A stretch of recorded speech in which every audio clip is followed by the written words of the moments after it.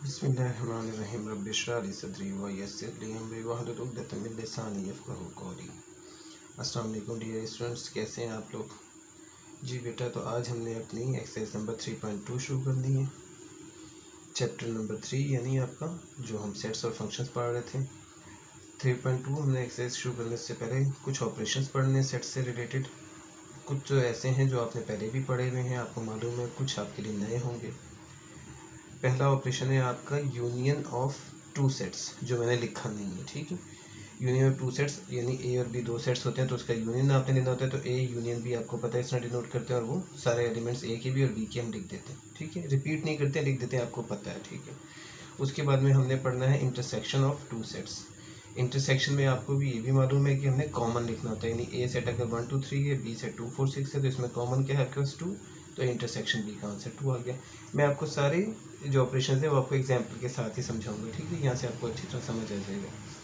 उसके बाद में एक चीज़ है disjoint of two sets. Disjoint नाम से लग रहा है कि अलग अलग, डिसजॉइंट। एक सेट है ए अगर 1 2 3, बी है 4 5 6, यानी इसमें कुछ भी कॉमन नहीं होगा, दोनों अलग अलग होंगे, तो इसका इंटरसेक्शन एम्प्टी सेट आता है, तो ये डिसजॉइंट ऑफ सेट्स होते हैं। उसके बाद आ जाता है ओवरलैपिंग सेट्स, यानी ओवरलैपिंग और इंटरसेक्शन एक ही बात है तकरीबन, ठीक है। देखें ओवरलैपिंग क्या है कि ए 1 2 3 4 5 6, बी क्या है 5 6 7 8 9 10, इस तरह से, ठीक है। अब देखें ये 5 6 ये कॉमन आ जाएगा, तो ये कॉमन जो आएगा ये ओवरलैपिंग बन जाएगी कि ए सेट और बी सेट एक दूसरे के ऊपर चढ़ गए हैं, ठीक है, ओवरलैप कर गए, तो ये कॉमन ही के अंदर होता है। अगर कॉमन नहीं होंगे तो फिर ओवरलैपिंग नहीं होगी। तो कॉमन कब होता है? जब इंटरसेक्शन होती है, ठीक है। तो ओवरलैपिंग और इंटरसेक्शन एक ही चीज़ है। उसके बाद में एक चीज़ है डिफरेंस ऑफ टू सेट्स। ये आपके लिए थोड़ी सी नई चीज़ हो सकती है, आपने शायद पढ़ी हो पीछे लेकिन आपको याद ना हो। इसको हमने थोड़ा समझ के करना है। देखिए अगर आपके पास ए सेट है 1 2 3 4 5, बी सेट है 3 4 5 6, तो ए माइनस बी ये है डिफरेंस ऑफ टू सेट्स, यानी दो सेट्स का फ़र्क। अब फ़र्क को भी आपने जहन में रखना है, इसको आप कई तरीक़ों से याद रख सकते हैं। आपने ए माइनस बी या बी माइनस ए निकालना है, ये डिफरेंस ऑफ टू सेट्स कहलाता है, दोनों का फ़र्क हम हमेशा डिफरेंस माइनस के लिए यूज़ करते हैं। अब यहाँ माइनस से मुराद ये नहीं है कि आपने कोई 1 में से इसको 5 3 को माइनस कर देना है, 2 में से 4 को, इस तरह नहीं। मतलब इसका क्या है कि इस सेट में आपने देखना है, जब आप ए माइनस बी मालूम करना चाहते हैं तो आपने पहले ए सेट लिखना है, माइनस का निशान डालना है, और फिर बी सेट लिखना है। अब आपने यहाँ पे देखना है कि ए के वो एलिमेंट्स जो कि बी में ना हो, ए के वो एलिमेंट्स जो बी में ना हो वो हमने नीचे लिख देने, यानी कि जो नॉन कॉमन होंगे, ठीक है। अब वो कैसे आपको नजर आएगा, देखें ये जो 1 2 है ये इसमें है, इसमें नहीं है। इसके बाद 3 4 5 ये तीनों सेट्स जो हैं 3B 4B और 5B, ये तीनों सेट्स इसमें मौजूद हैं, बी में भी मौजूद हैं, तो ये इन दोनों में कॉमन है। तो जो नॉन कॉमन है हमने वो लिखना है 1 2। अब बात आ गई 6 भी बच रहा है, ये भी नॉन कॉमन है। तो बेटा यहाँ पे इस चीज़ को, इस पॉइंट को, बहुत इंपॉर्टेंट पॉइंट है, इसको हमने याद रखना है कि हमने जब ए माइनस बी निकालना है तो हमने जो नॉन कॉमन ए का होगा सिर्फ और सिर्फ वो लिखना है यहाँ पे। यानी मतलब ये कि आपने ए में से बी को निकाल देना है। अब बी ये था तो ए में से हमने इस बी को निकाल दिया, जो बाकी बचा वो हमारा ए माइनस बी है, ठीक है। तो हमने ये जो बी का नॉन कॉमन एलिमेंट है 6, ये नहीं लिखना है ए माइनस बी में, ठीक है। सिंपल सी बात है, थोड़ा सा कॉन्सेंट्रेट करके कि ए माइनस बी, ए के वो एलिमेंट जो बी में नहीं है, यानी जो नॉन कॉमन है ए और बी के अंदर, ए के वो हमने यहाँ लिख देने। ये आपने बी को निकाल दिया, ठीक है, बी को ए में से निकाल दिया, तो ये बाकी बच गया, वो आपका आंसर आ गया। अब इसके अगेंस्ट जब हम बी माइनस ए करेंगे तो अब देखें बी को हमने पहले लिखना है और ए को हमने बाद में लिखना है। यहाँ भी लॉजिक वही है। अब बी माइनस ए का मतलब ये कि बी में से आपने ए को निकाल देना है, यानी कि बी के वो एलिमेंट जो ए में भी मौजूद हैं उनको हम निकाल देंगे। यानी बी का ये एलिमेंट 3 ये हमने निकाल दिया, 4 हमने निकाल दिया, 5 हमने निकाल दिया। अब बी का एक एलिमेंट बच रहा है 6, तो 6 जो है वो ए में नहीं है, तो 6 हम यहाँ लिख देंगे। अब इसी तरह से बिल्कुल वही सेंस 1 और 2 नहीं लिखे जाएंगे, क्योंकि नॉन कॉमन इसका बी माइनस ए का, अगर आप नॉन कॉमन को देखेंगे तो नॉन कॉमन यहाँ पे आपके पास सिर्फ और सिर्फ 6 है, ठीक है। 1 2 भी है लेकिन वो ए के लिहाज से है, ए के अंदर है, तो हमने उसको नहीं लिखना, हमने सिर्फ बी का नॉन कॉमन देखना है। बी का जो नॉन कॉमन होगा वो आपका आंसर होगा। तो आप इसको जैसे मर्जी जहन में बिठा लें। एक तरीका तो यही, जैसे आपको मैंने बताया कि ए में से बी को निकाल दिया तो बाकी जो बच गए ए के वो आंसर, इस तरह से बी में से ए को निकाल दिया यानी कि बी के एलिमेंट जो ए में भी मौजूद है उनको हमने बाहर निकाल के फेंक दिया और बाकी जो बच गए हैं वो हमने नीचे लिख देने, लेकिन सिर्फ बी के, ए के नहीं। ठीक है, तो ये एक सेंस है जिसको हमने याद रखना है। और इसमें ये बात भी एक इम्पॉर्टेंट नोट है कि A minus B is not equal to B minus A minus B और बी माइनस ए आपस में बराबर नहीं होंगे। ठीक है, तो ये डिफरेंस वाला काम है, इसका हमने जहन में रखना है अच्छी तरह से, क्योंकि डिफरेंस असल में आगे जो हम कॉम्प्लीमेंट पढ़ेंगे वो भी यही चीज़ है। क्योंकि जब माइनस कॉम्प्लीमेंट भी माइनस ही किया जाता है, उसमें से यूनिवर्सल सेट में से हम माइनस करते हैं। तो जब माइनस का काम आएगा तो उसका रूल यही होगा, जो पहला लिखा हुआ एलिमेंट होगा, पहला लिखा हुआ सेट होगा, इसको आपने कॉन्सेंट्रेट करना है कि इसमें आपने जो नॉन कॉमन होंगे सिर्फ वो लिखने। जब ए माइनस बी है तो ए है पहला सेट, तो हमने ए के एलिमेंट वो लिखने हैं जो कि बी में नहीं है। इस तरह से बी माइनस ए में हमने क्या करना है, बी को कॉन्सेंट्रेट करना है कि बी के वो एलिमेंट जो कि ए में नहीं है, जैसे कि 6 ए में नहीं है, वो हमने यहाँ लिखना है। ए का इससे कोई ताल्लुक नहीं। ठीक है, ये हमने याद रखना है। ये डिफरेंस ऑफ टू सेट्स आ गया। इसके बाद में हम पढ़ेंगे कॉम्प्लीमेंट ऑफ सेट्स, जो मैंने अभी आपको बताया कि complement of a set. Complement भी असल में डिफरेंस ही होता है, लेकिन कॉम्प्लीमेंट का मतलब ये होता है कि आपने हमेशा हमेशा यूनिवर्सल सेट यानी यू में से उसको माइनस करना होता है। यू यूनिवर्सल सेट होता है, ये भी आप लोगों ने पढ़ा हुआ है। यूनिवर्सल सेट बेसिकली वो सेट होता है कि आपके पास ये अगर यूनिवर्सल सेट मैंने लिख दिया यू ये है अगर, तो अब इसके साथ क्वेश्चन के अंदर जो भी सेट दिए हुए A B C D E F G, जो भी जितने भी सेट्स दिए हुए होंगे वो सारे सेट्स होंगे ऐसे जिनके एलिमेंट्स यू के अंदर वाले ही होंगे, यू से बाहर वाले नहीं होंगे। यानी कि अगर मैंने ए और बी लिखे दो सेट, तो अब इसमें जो एलिमेंट्स होंगे वो 1 से लेके 8 तक के एलिमेंट ही होंगे, यानी कि इसके अंदर वाले एलिमेंट। 9 कहीं नहीं आएगा ए में, 10 नहीं आएगा, 11 नहीं आएगा, 0 नहीं आएगा क्योंकि 0 भी इसमें नहीं, -1 नहीं आएगा, -2 नहीं आएगा क्योंकि वो भी इसमें नहीं। तो वो हमने क्या करते हैं, दरअसल ए और बी जो होते हैं वो सबसेट होते हैं यूनिवर्सल सेट के। तो यूनिवर्सल सेट इनका बाप है कह लें आप। यूनिवर्सल सेट बेसिकली क्या होगा, जितने भी उसकी रिलेटेड उस क्वेश्चन के अंदर मौजूद सेट्स होंगे, नॉर्मली 2 ही होते हैं। ठीक है, ए और बी हो, सी डी हो, ई एफ हो, जो मर्जी हो, तो वो ऐसे सेट्स होंगे जो कि इसके बच्चे होंगे। ठीक है, वो इसके अंदर से निकले हुए होंगे, इसके बाहर से नहीं आ सकते। तो उसके एलिमेंट्स हमेशा इसके अंदर ही से निकलेंगे। तो ज़ाहिर है जब 1 3 5 7 आप देखें 1 3 5 7 3 इसका सबसेट ही हुआ यू का, ये 2 4 6 8 ये भी इसके सबसेट ही हुए। तो ए और बी जो भी सेट्स होते हैं वो यूनिवर्सल सेट के सबसेट्स ही होते हैं, वो यूनिवर्सल सेट्स में से निकले हुए होते हैं।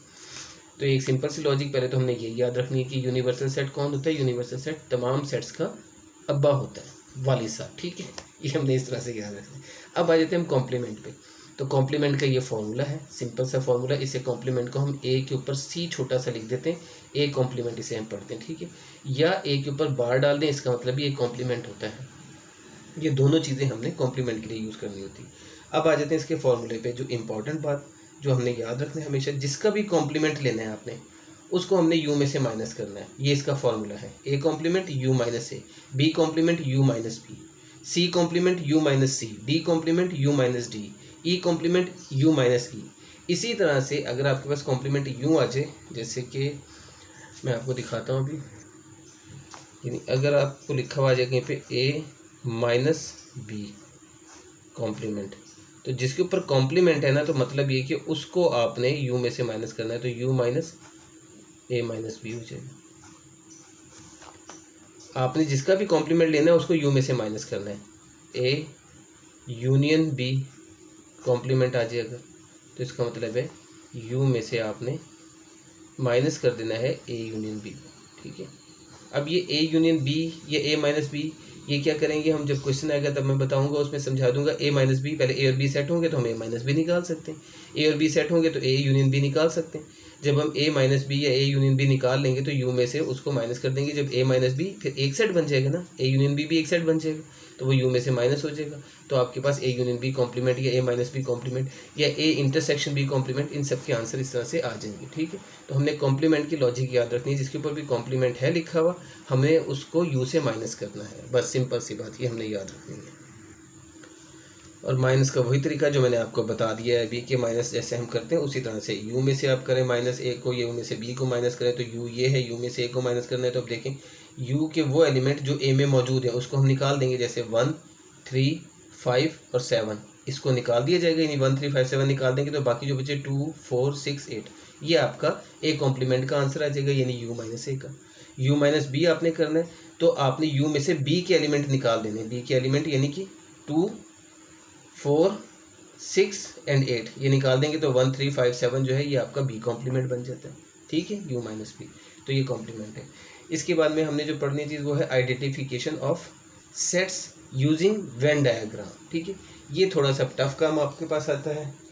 वेन डायग्राम को आपने अच्छी तरह से समझना है। वेन डायग्राम का काम पहले भी था, अब भी है, थोड़ा सा ज़्यादा नहीं है, दिया हुआ आपको काफ़ी ज़्यादा, लेकिन वैसे आपके पास एक्सरसाइज में करने के लिए इतना ज़्यादा नहीं है। नॉर्मल चीज़ें जो है ना वो ये हैं, 3 चीज़ें बेसिकली जो आपने याद रखनी है इसमें, जो इंपॉर्टेंट है, जो सबसे ज़्यादा यूज़ होंगी।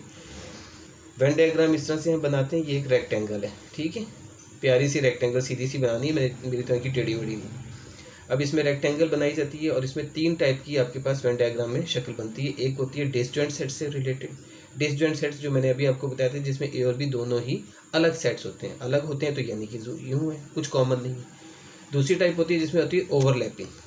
ओवरलैपिंग के अंदर क्या होता है, ए और बी में कुछ कॉमन होता है। ठीक है, उसे ओवरलैपिंग कहते हैं। जैसे कि अभी हमने ओवरलैपिंग पीछे पढ़ा था कि ओवरलैपिंग क्या था, कॉमन, ए और बी में जो कॉमन होगा, ए और बी का कॉमन, वो ओवरलैपिंग होता है कि ए और बी में कुछ कॉमन होना चाहिए। ठीक है, यहाँ पे आपको नज़र आ रहा है 5, 6 कॉमन है, तो ये ओवरलैप कर जाते हैं। इसी तरह से अगर मैंने यहाँ पे जो सेट लिखा था, ये मैंने आपको समझाने के लिए लिखा है 1, 2, 3, 4, 3, 4, 5, 6। अब ये 3, 4 जो दोनों में कॉमन है, तो ये लिखिए 1, 2, 3, 4, ये 5, 6। अच्छा, ये मैंने वो दूसरे की एग्जांपल लिखी, यहाँ पे वो मैंने नहीं लिखा हुआ सेट, मतलब सिर्फ ये कि देखें, ये अगर सेट है मेरे पास 1, 2, 3, 4, 5, 6, ए है 1, 2, 3, 4, 5, 6, ठीक है, और बी सेट है 5, 6, 7, 8, 9, 10, तो 5, 6 इसमें कॉमन है, 5, 6 कॉमन है, वो हमने यहाँ लिख देना है जो दोनों का है पार्ट।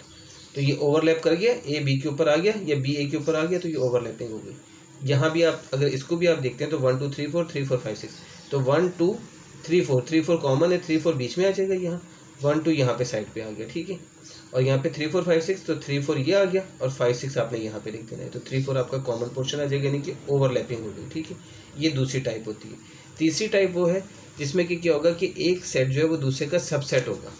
अब वो ए और बी में से कोई भी हो सकता है। अब जैसे मैंने जो फिगर बनाई है इसमें, मैं इसमें दिखा रहा हूँ बी सबसेट ऑफ ए, यानी बी ए का सबसेट है, तो ए आपका बड़ा सेट है और बी आपका छोटा सेट है, क्योंकि बी सबसेट है ए का, तो बी जो सेट है वो ए में से निकला हुआ है। जैसे कि आपके पास अगर ए सेट है 1, 2, 3, 4, 5, 6 और बी सेट है 1, 3, 5, तो देखें 1, 3, 5 तीनों एलिमेंट बी के जो हैं वो ए में मौजूद हैं।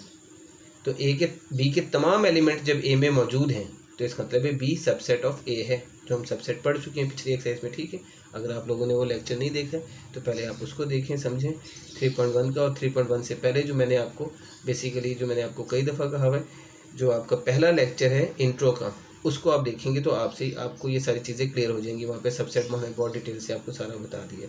तो सबसेट होगा तो ये वाली शक्ल बनेगी, ये ए आ गया, ए के एलिमेंट देखें, जैसे कि आ गया 1, ये मौजूद है इसमें 1, ठीक है, तो ये ए के अंदर भी है क्योंकि ए के अंदर ही है ना ये सेट बना हुआ।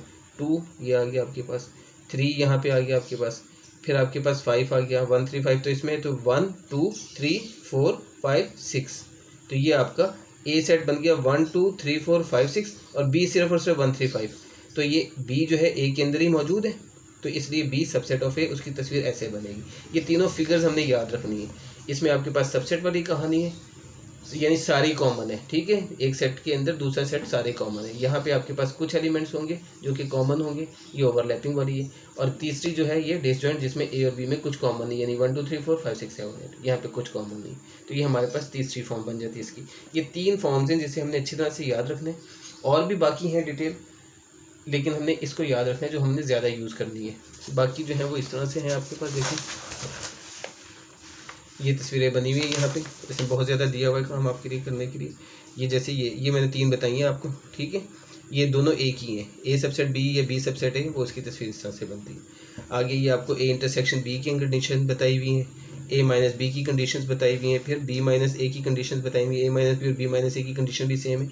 इसको हम आगे जाके डिस्कस कर लेंगे जब क्वेश्चन आएगा, ठीक है, अगर क्वेश्चन में कहीं होगा, अदरवाइज़ हमें इतना कोई ख़ास ज़रूरत नहीं होगी इसकी शायद।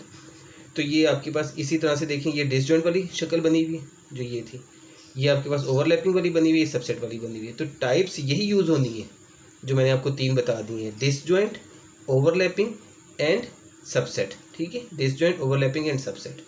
तो ये सारी वही चीज़ होगी, सिर्फ और सिर्फ क्या निकालना, जब हमने ए इंटरसेक्शन बी है या बी इंटरसेक्शन ए है, ए यूनियन बी है या बी यूनियन ए है, ए माइनस बी या बी माइनस ए, तो इसको जब हमने करना है तो उसके लिए हमारे पास थोड़ा सा चेंज, बीच में क्या क्या आएगा, कैसे तस्वीर बनाएंगे, वो हम उसको वहाँ पे डिस्कस कर लेंगे।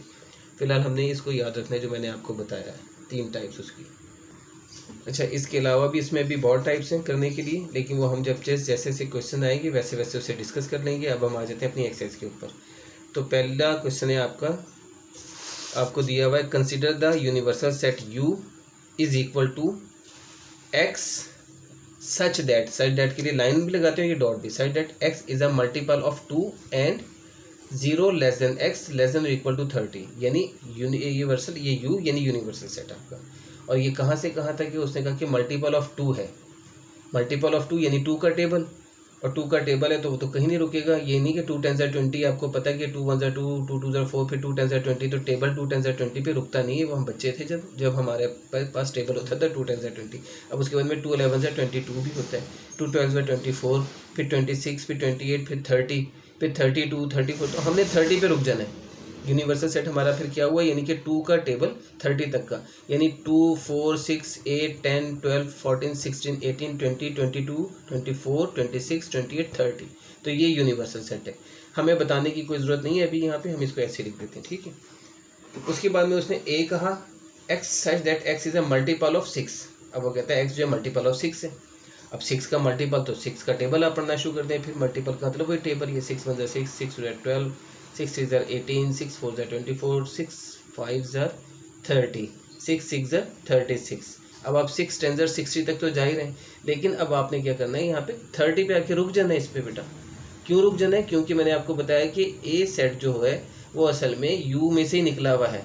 जब यू सेट आपका 2 से 30 तक है, 0 से यानी कि 2 से 30, क्यों मल्टीपल ऑफ 2 का हुआ, तो 2 से 30 तक कौन सा, 2 4 6 8 10 के हिसाब से, ठीक है ना। तो जब वो सेट आपका 30 तक है तो हमने x is a multiple of 6 लिखा हुआ है, इसने आगे कंडीशन कोई नहीं दी हुई कि इसने कहाँ रुकना है, लेकिन हमें पता है कि हमने रुक जाना है 30 से ऊपर नहीं हमने जाना है इसको लेके। वो मैंने नीचे अभी टेबुलर फॉर्म में लिख के ये आपको दिखाया हुआ अभी, ठीक है। अभी हम इसको ऐसे पढ़ते हैं, 6 फिर मल्टीपल ऑफ 8, बी सेट आपको मल्टीपल ऑफ 8 दिया हुआ यानी 8 का टेबल। अब वो आपसे क्वेश्चन में कहता है कि आप इसको list all elements of sets A and B in tabular form. A और बी को टेबुलर फॉर्म में उसने कहा लिखिए, आप यू को नहीं कहा, तो हमने यू को नहीं लिखना, लेकिन हमें यू का पता होना चाहिए। अगर यू का पता ही नहीं है तो फिर हम उसमें गलती कर देंगे। तो यू सेट मैं आपको दिखा दूँ, देखें यू सेट आपका ये है 2 4 6 8 10 12 14 16 18, ये इस तरह से 30 तक आ जाएगा, ठीक है। ये आपका यूनिवर्सल सेट यानी यू सेट है। अब आपका जो नीचे वाले ए और बी सेट हैं वो 30 से ऊपर नहीं जाएंगे किसी भी सूरत में, क्योंकि वो यू से निकले हुए हैं। मैंने आपको बताया यू इनके वालिद साहब हैं, तो वालिद साहब से ऊपर नहीं इन्होंने जाना, ठीक है। तो इन टेबुलर फॉर्म ए क्या होगा आपका, 6 का टेबल आप पढ़ना शुरू करेंगे, 6 12 18 24 30 36 नहीं करना आपने, अब 30 पे रुक जाएंगे। पूरा ही 30 पे आ रहा है तो 30 पे रुक जाएंगे हम, ठीक है। अब इससे आगे जाना, ये आपका ए सेट क्या टेबुलर फॉर्म आ गई। बी आपने मल्टीपल ऑफ 8 पढ़ना है, 8 का टेबल 8 16 24, आगे 8 4 32 होता है। जब 8 4 32 है तो 32 30 को क्रॉस कर गया, तो वो 30 से ऊपर चला गया, तो वहाँ पे हमने नहीं जाना, इसलिए 32 पे हमने यहाँ बी की जो एलिमेंट्स बनते हैं वो 8 16 और 24 ही बनेंगे। आगे वाला हम लिख ही नहीं सकते, इसके आगे वाला, क्योंकि उसने मल्टीपल ऑफ 8 कहा है। अगर वो वैसे सिंपल नंबर कहता है तो हम 30 तक चले जाते हैं, लेकिन यहाँ पे मल्टीपल ऑफ 8 की बात है, तो मल्टीपल ऑफ 8 आपके पास जो बनेंगे लेस देन 30 पे ख़त्म हो जाएंगे, यानी यहाँ पे हम रुक जाएंगे। ये बी आपका आ गया। तो ये आपकी टेबुलर फॉर्म यानी फर्स्ट पार्ट इसका सॉल्व हो गया आपका क्वेश्चन का जो आपको पूछा गया है। सेकंड पार्ट में वो कहता है फाइंड ए इंटरसेक्शन बी। अब ए और बी जब आ गए तो इनकी इंटरसेक्शन हम निकाल लेंगे। अब ये सिंपल सा काम है, इंटरसेक्शन बी आपको पता है, ए लिखा आपने इंटरसेक्शन का निशान डाला, बी लिखा, अब इसमें कॉमन आपको नजर आ रहा है 24 है कॉमन, तो वो आपका आंसर आ गया। इसके बाद वो आपसे कहता है इसकी वेन डायग्राम बनाए। अब देखें वेन डायग्राम के लिए मैं आपको फिर वही बात जो अभी मैंने आपको वेन डायग्राम को बताया था, 3 टाइप्स हैं उसमें जो हमने यूज़ करनी होती है। अब यहाँ पे कौन सी वाली टाइप इस्तेमाल में आएगी वो हमें ये बता देगा ए और बी। जब ए और बी के अंदर इंटरसेक्शन हो रही है, ठीक है ना, ए और बी में इंटरसेक्शन हो रही है, नज़र आ रहा है हमें इंटरसेक्शन हो रही है, तो इसका मतलब है हमारा जो वेन डायग्राम की शक्ल बनेगी वो ओवरलैपिंग वाली बनेगी। तो ओवरलैपिंग वाली शक्ल मैंने बना दी, ये हमने रेक्टेंगल बनाई। यूनिवर्सल सेट में सारे सेट सारे आपके सारे एलिमेंट सारे 2 4 6 8 10 12 14 16 18 20 22 24, ये है 24, 26, 28, 30, ये सारे हैं यूनिवर्सल सेट में। अब मैंने इसको लिखना कैसे है यूनिवर्सल सेट, मैंने बाद में, पहले मैं ए को लिखूंगा। ए मेरे पास क्या है, 6, 12, 18, 24, 30, 6, 12, 18, 24, 30 ये लिखा।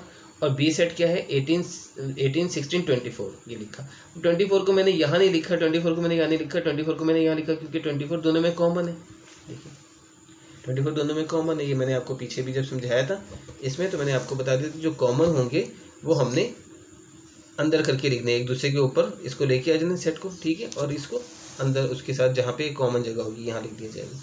तो ये आपने बनाना है ऐसे ही कि आपने ये एक बनाया, फिर इसके साथ इसकी ओवरलैपिंग कर दी, ठीक है, खूबसूरत से ज़रा बना दिए, जगह भी इतनी दे दें ताकि ओवरलैपिंग आपको नज़र आ जाए।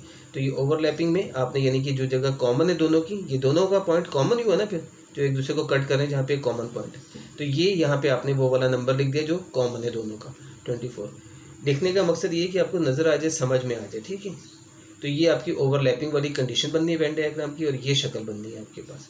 तो ए और बी आपके ये हैं, इसी तरह से एलिमेंट लिख देते हैं। यू के भी मैंने एलिमेंट इसलिए लिखे ताकि आपको बता दूँ यू असल में पूरा है, ये 2 से लेके 30 तक के सारे नंबर, उसमें से ए के कौन से हैं वो हमने यहाँ पे लिख दिए, और बी के कौन से वो हमने यहाँ पे लिख दिए, ठीक है, और कॉमन जो दोनों में था वो हमने यहाँ लिख दिया। अब यू तो ये पूरा का पूरा है, इसी तरह से यूनिवर्सल सेट बनता है कि जो वेन डायग्राम होती है उसमें यू जो होता है वो पूरा होता है रेक्टेंगल, ठीक है, और उसके अंदर उसके बच्चे ए और बी हैं वो इस तरह से उसके साथ ही आ जाते हैं, ठीक है। तो ये हमने इस तरह से वेन डायग्राम इसकी बना देनी है, उम्मीद है आपको समझ आ गई होगी, ठीक है। तो ये ए इंटरसेक्शन बी की वेन डायग्राम हमारे पास बनी। उसने सिर्फ और सिर्फ ये कहा था कि ड्रॉ अ वेन डायग्राम, और कुछ नहीं कहा था।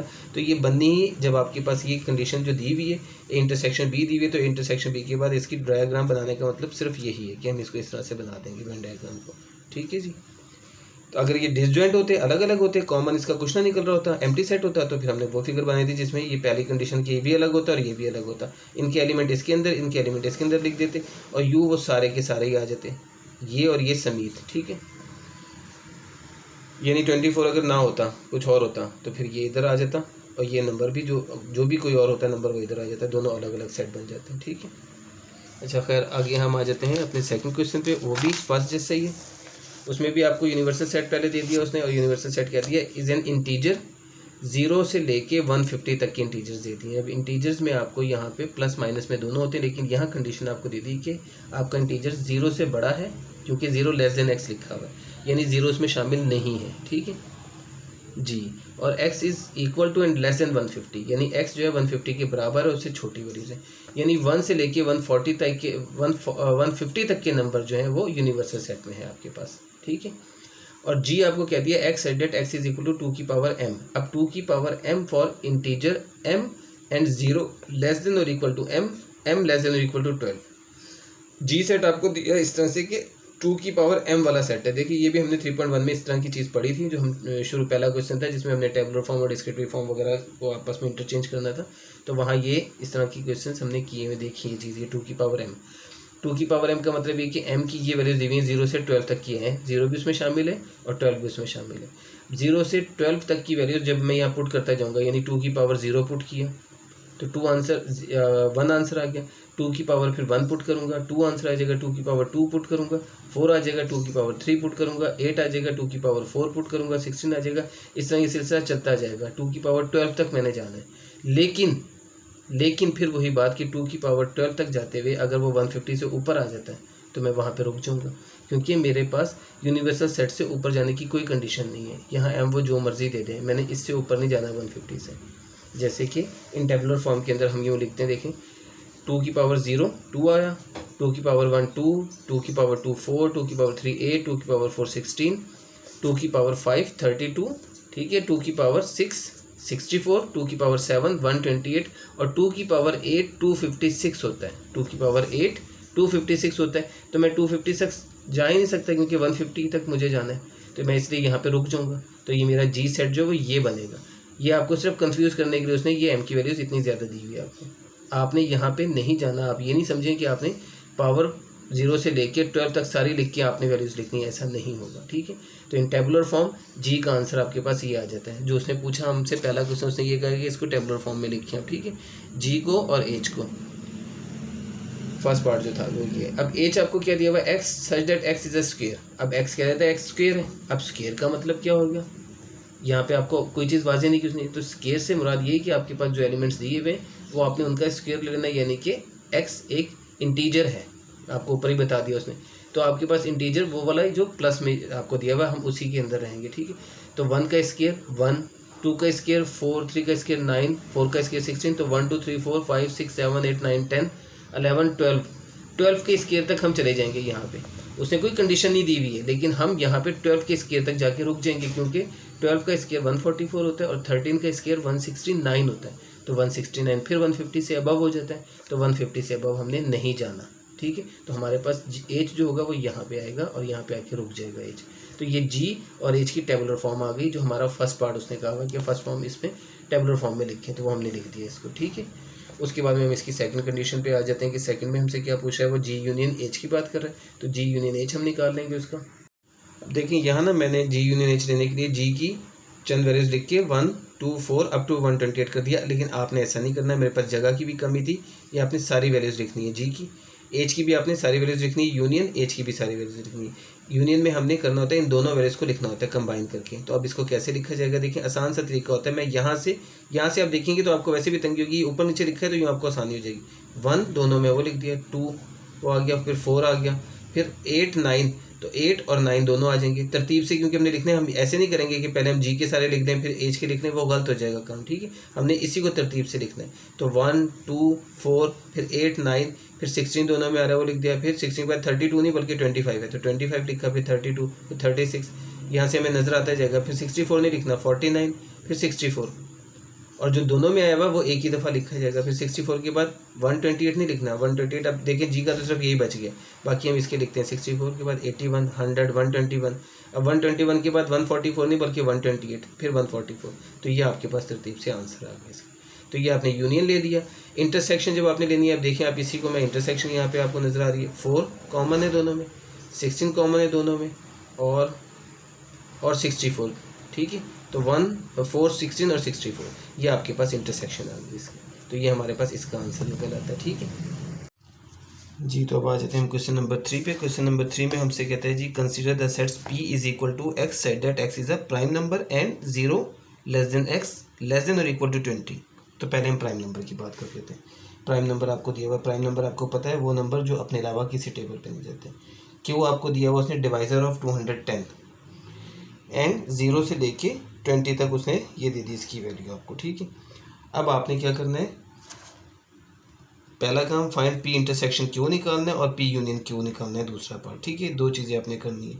अब हम क्या करेंगे, पहले प्राइम नंबर हम लिख लेते हैं। प्राइम नंबर हमारे पास आ जाता है 2 से लेके 2 3 5 7 11 13 17 19। यहाँ पे हम रुक जाएंगे क्योंकि 0 अप टू 20 तक उसने कहा हुआ है प्राइम नंबर आपको कि 0 से बड़ा और 20 से छोटा और 20 के बराबर। तो 20 चूँकि प्राइम नंबर नहीं इसलिए वो नहीं लिखा जाएगा, तो 20 तक के प्राइम नंबर ये है वो हमने लिख दी। दूसरी तरफ आगे हम डिवाइज़र ऑफ 210 पे। अब 210 के डिवाइज़र तो लिखने, लेकिन साथ उसने ये भी हमें कह दिया कि x जो है यानी ये जो x है यानी जो डिवाइज़र है वो लेस देन 20 और इक्वल टू 20 तक होना चाहिए, इसके ऊपर नहीं आना चाहिए। डिवाइज़र तो हम लिखेंगे लेकिन 20 से ऊपर का डिवाइज़र हमने नहीं लिखना। जैसे कि आप देखें, एक है आपके पास 210 को 1 डिवाइड करता है, तो 210 को 210 भी तो डिवाइड करता है। तो 1 अगर डिवाइज़र है तो 210 भी डिवाइज़र, लेकिन मैंने 1 लिखा 210 नहीं लिखा, क्यों? क्योंकि 20 से ऊपर चला जाता है वो। फिर 2, आप 210 को 2 से डिवाइड करोगे, कैलकुलेटर पकड़ो डिवाइड करते जो 210 को जब आप 2 से डिवाइड करोगे तो 2 और 105 आंसर आएगा। यानी कि 2 डिवाइडेड बाय 210 डिवाइडेड बाय 2 करें तो 104 आंसर आता है। यानी 2 और 104 को 105 को मल्टीप्लाई करें तो 210 होता है। तो 2 भी इसका डिवाइज़र हुआ और 105 भी हुआ, लेकिन मैंने 105 नहीं लिखना। तो आप सिंपल सा काम ये करते जाएं, पहले 1 ये डिवाइड किया, आपको पता है 1 तो सबका आता है, सभी को डिवाइड करते हैं 1, तो 1 आ गया। फिर 2, फिर 3 से आप करेंगे चेक, 3 भी उसे डिवाइड कर देगा, 5 भी उसे डिवाइड कर देगा, 7 भी उसे डिवाइड कर देगा, 10 भी उसे डिवाइड कर देगा, 14 भी उसे डिवाइड कर देगा और 15 भी उसे डिवाइड कर देगा। बाकी नंबर आप चेक करते जाएं, वो नहीं करेंगे, तो जो नहीं करेगा उसको हम छोड़ते जाएंगे और 15 तक कर लेंगे। आगे 16, 17, 18, 19 कोई भी उसको डिवाइड नहीं करता है 210 को, 20 भी नहीं करता, तो हमने यहीं पे रोक देना है अपना क्वेश्चन, आगे हमने चेक ही नहीं करना, क्योंकि उसने हमें कंडीशन दे दी है कि x की वैल्यू 0 से लेके 20 तक होनी चाहिए, यानी 0 से बड़ी और 20 के इक्वल या उससे छोटी। तो 20 पे डिवाइड ही नहीं होता तो हम 20 तक पहुंचेंगे नहीं, बल्कि 15 पे हम क्वेश्चन को रोक देंगे अपना। तो क्यों आपका सेट जो बनेगा वो ये बनेगा, ठीक है। थोड़ा सा हमने इस चीज़ को कॉन्सेंट्रेट करना है कि हमने 220 से बड़े नंबर नहीं लिखने, वरना आप देखें ना 2 अगर है डिवाइज़र तो 105 भी इसका डिवाइज़र है, क्योंकि 105 भी 210 को डिवाइड करता है। अगर 3 इसका डिवाइज़र है 210 का तो 70 भी है, क्योंकि 3 7 है 21 और फिर 0 70, यानी 3 इंटू 70 210 होता है। तो 3 अगर 210 को डिवाइड करता है तो 70 भी करता है, तो हमने वो नहीं लिखने, ठीक है, ये हमने याद रखना है। खैर पी क्यू ये आ गए, अब इसका यूनियन इंटरसेक्शन निकालना है, बिल्कुल आसान सा काम। ये आपने पी इंटरसेक्शन क्यों लिखा, ये पी लिखना है, इंटरसेक्शन क्यों लिखना है, फिर ये आपके पास कॉमन आ गया, ठीक है। पी यूनियन क्यू मैंने डायरेक्ट ही लिख दिया यहीं से, ठीक है, पी और क्यू ये है मौजूद। अब इसमें भी तरतीब के साथ, पहले 1 लिखा, फिर 2 3 5 7, फिर 7 के बाद 10, फिर 11, फिर 13, फिर 14, फिर 15, फिर 17, फिर 19। तो ये सारे तरतीब के साथ इस तरह लिख दिएगा, ये आपका आंसर आ गया इसका, ठीक है। क्वेश्चन नंबर 4 में आपसे वो कहता है कि कम्यूटेटिव प्रॉपर्टी और यूनियन की और इंटरसेक्शन की कम्यूटेटिव प्रॉपर्टी, जो इसको आपने वेरीफाई करना है यानी प्रूफ करना है हमने, वो ये है कम्यूटेटिव प्रॉपर्टी, ठीक है। ये आपको याद रखनी है, A union B is equal to B union A and A intersection B is equal to B intersection A. तो कम्यूटेटिव प्रॉपर्टी ऑफ यूनियन जो है वो ये वाली है और कम्यूटेटिव प्रॉपर्टी ऑफ इंटरसेक्शन जो है वो ये वाली है। अब हमने इसको करना कैसे है, ठीक है। ए यूनियन बी निकालना है, फिर आपने बी यूनियन ए निकाल लेना है, ए इंटरसेक्शन बी निकालना है, फिर बी इंटरसेक्शन ए निकाल लेना है। ये दोनों भी आपस में बराबर आएंगे, ये दोनों भी आपस में बराबर आएंगे, सो प्रूव हो गई बात। अब मैं इसका पहला पार्ट मैं नहीं कर रहा, वो मैंने आपके लिए छोड़ दिया है। उसमें आपको दिया हुआ है ए 1 2 3 4 5 और बी दिया हुआ है 4 6 8 10। तो आप इसका इंटरसेक्शन और यूनियन दोनों निकाल सकते हो। ए यूनियन बी का आंसर और बी यूनियन ए का आंसर सेम ही आएगा, 1 2 3 4 5 6 8 10। ये आपके पास ए यूनियन बी आ जाएगा और बी यूनियन ए भी यही आ जाएगा। और जब आप ए इंटरसेक्शन बी लोगे तो वो आ जाएगा 4, सिर्फ 4, ठीक है, 4 आपका कॉमन आ जाएगा, ए इंटरसेक्शन बी भी और बी इंटरसेक्शन ए भी, तो उसमें कोई प्रॉब्लम नहीं। सेकंड पार्ट में हम आते हैं। अब यहाँ आपने एक बात अच्छी तरह समझनी है, देखिए ये लिखा हुआ है नेचुरल नंबर और इंटीजर, ठीक है। अब जब आप नेचुरल नंबर और इंटीजर के ऊपर आते हैं, आप इसको लेट कर लें, क्योंकि इसने सेट नहीं दिए हुए, तो अब उसने हमारे पास प्रॉपर्टी में सेट के साथ होती है, तो हम इसको A is equal to N कह देते हैं, B is equal to Z कह देते हैं।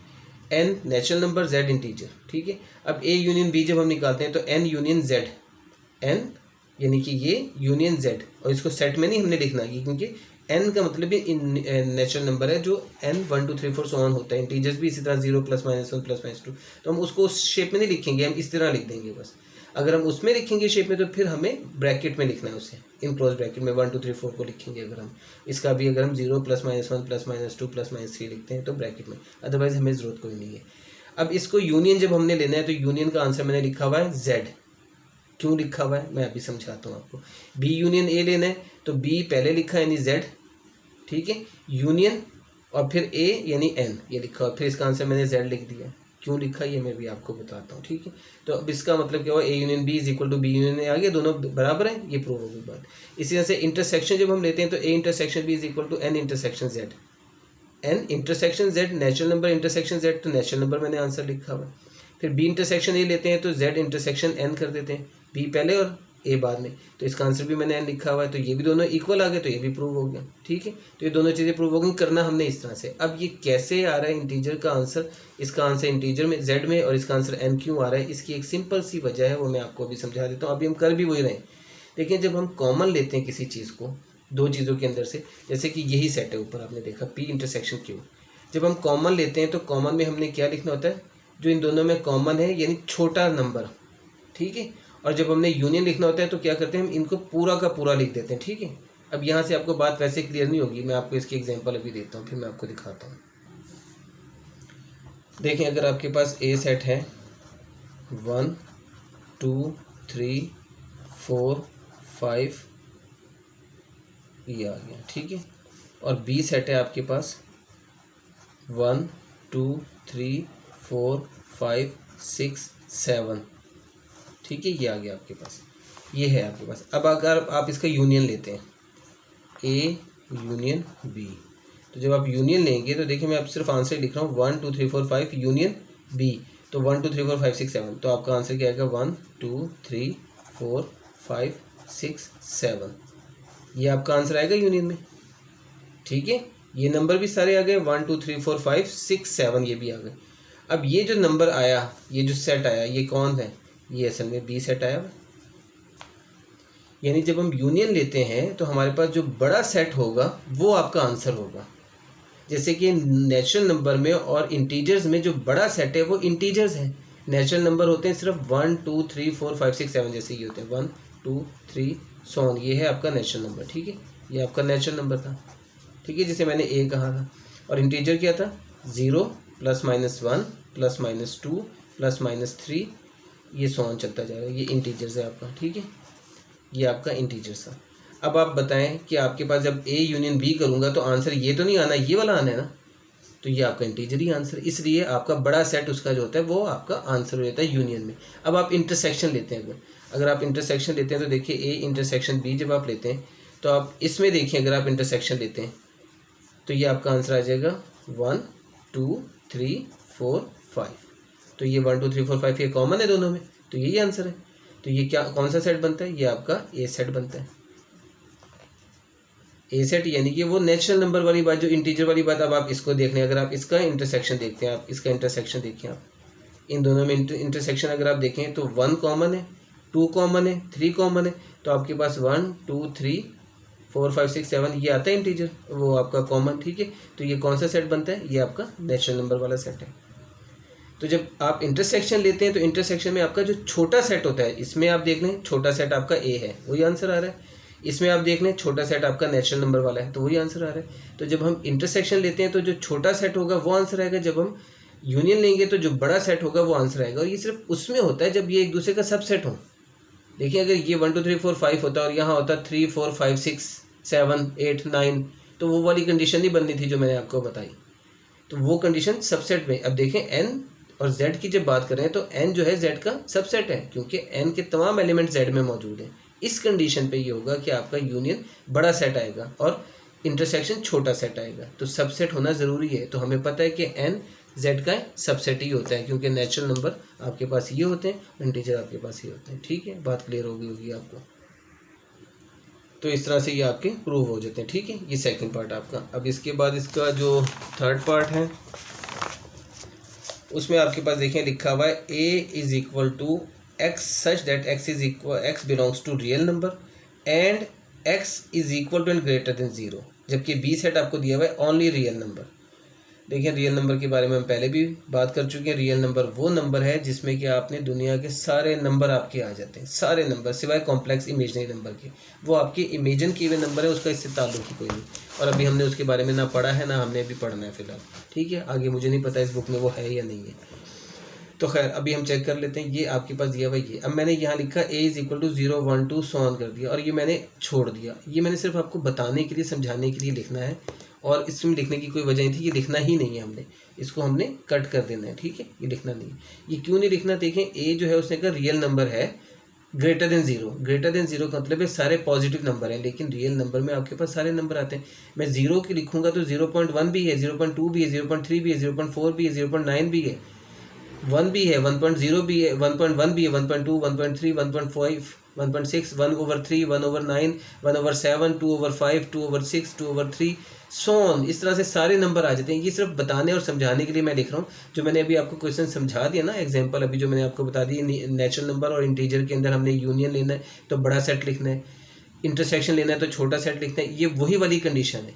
सिर्फ आपको मैंने इसलिए लिखा ए कि मैं आपको दिखा सकूं कि हम ए ये ही नहीं लिखेंगे, ए हमारा ऐसे ही लिखा रहेगा, क्योंकि वो मैं लिख नहीं सकता। वो पॉइंट्स में भी आता है, फ्रैक्शन में भी आता है, फ्रैक्शन वाला पॉइंट ही में होता है। ठीक है ना, तो हम वो हमने लिखना ही नहीं है, क्योंकि रियल नंबर में सारे नंबर शामिल है। अब हम सिर्फ और सिर्फ यूनियन और इंटरसेक्शन किसकी बात करते हैं। देखें, ए यूनियन बी, मैंने ये सेट लिखा है as it is, union real number. अब देखें ये और ये में फ़र्क क्या है, रियल नंबर तो माइनस में भी है। ठीक है, ये सिर्फ पॉजिटिव कह रहा है, तो इसका मतलब है ये छोटा सेट है, ये बड़ा सेट है, तो जब हम यूनियन लेंगे तो बड़ा सेट आंसर आ जाएगा। ठीक है, तो ये इस वजह से रियल नंबर आंसर है। और जब बी यूनियन ए करेंगे तब भी वही वाली कंडीशन है। अब बी सेट हमने पहले लिखा ही नहीं, रियल नंबर यूनियन, और ये वाला भी, ये भी रियल नंबर ही है, लेकिन ये कंडीशन के साथ है कि ये सिर्फ पॉजिटिव नंबर है। तो यहाँ भी बड़ा सेट आंसर आ गया। अब जब हम A union B is equal to B union A prove हो गई बात, उसके बाद में हम आ जाते हैं नाउ ए इंटरसेक्शन बी।